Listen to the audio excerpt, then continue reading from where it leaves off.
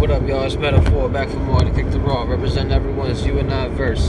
So yeah, we're gonna do a video on Scorpio in the goddamn 7th house, which is Taurus rising, and Taurus rising being that fixed Earth, right? And which is practical upon the ways that they do things, and they stay kind of, you know, in that little same little groove of doing things.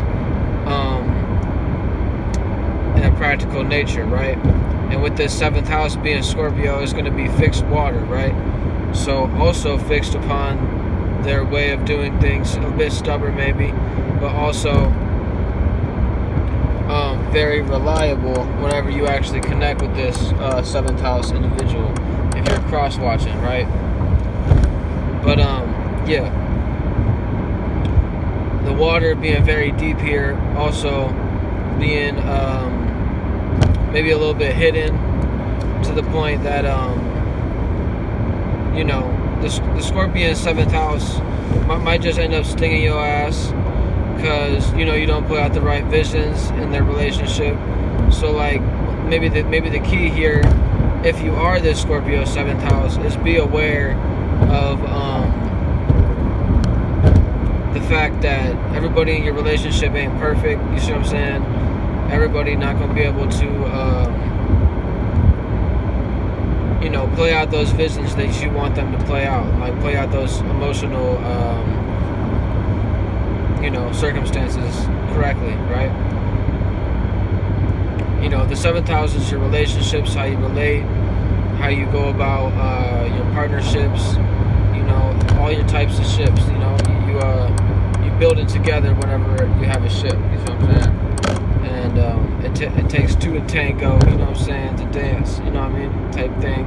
So like to say, if you want to dance in your ship, it takes two of y'all in this motherfucker, you know, to tango. You know what I'm saying? This is 7th house shit. But yeah, you know, your opposition here would be Taurus, right? So that's your 2nd house, right? I mean, no, hold up, I'm sorry. Your 2nd house with Taurus, with Taurus rising is Gemini. I mean to say your opposite, which is obviously your 1st house, right? Being Taurus. I kind of broke it down a little bit already. But to say that, you know, being too stubborn here in your personal life can make your relationships difficult. That's what I'm trying to break down here, right? So be a little bit more immutable sometime, you know what I'm saying? So like the way that you value things, your 2nd house being Gemini, and then the way that you desire things, and the, you know, things behind the scenes kind of nature is your Sagittarius 8th house, right? So you kind of want to be able to tap into your values and your desires also whenever, and not your desires, but behind the scenes emotions, and be able to tap those in to your relationship. And I think that's a little bit like, you know what I mean, that mutability will help you out, to say that you value that communication of you know, being able to be on both sides. You know, people that can, you know, see both sides of a circumstance, you really value that. And people that can well, individual spirits that can bring the depth to the knowledge and wisdom, and actually, like I say, is you know, in your relationships, in your personal life, you're very practical.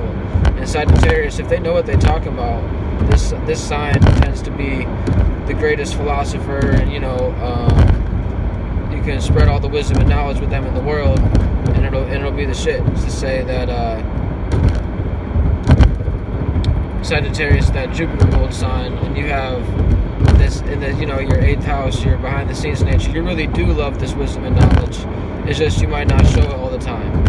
You know what I'm saying? It's like that 2nd and that 8th house is what is, you know, what birthed this Taurus and the Scorpio archetypes. You know what I'm saying? So yeah, you know, just doing a little video on this Scorpio 7th house. You know, we gonna go hard today on the motherfucking videos. And yeah, shouts out to y'all. You know, we lit.